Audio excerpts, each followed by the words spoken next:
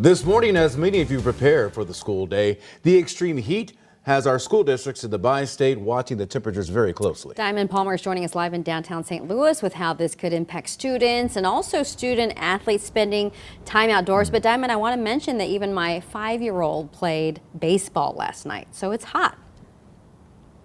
Yeah, Michelle and Rennie, well, this heat really is just any time throughout the day. Last night it was hot. It's hot right now and the sun's not even up. So that just tells you something and how serious this heat is. And school districts on both sides of the river here in Missouri and Illinois must follow state guidelines when it comes to seeing dangerous heat just like that. This means they must cancel or postpone outdoor activities that may happen to make sure that these students are being safe.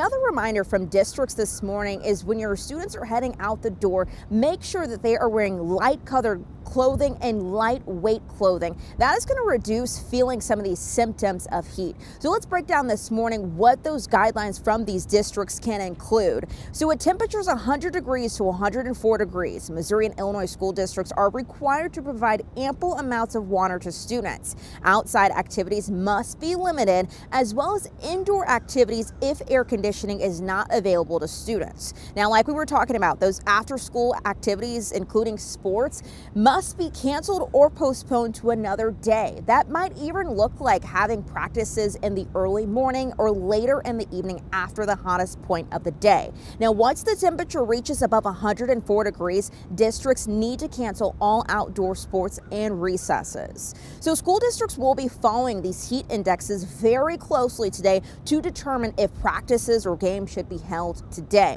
If the heat index is between 95 to 105 degrees, practices and game conditions can be altered.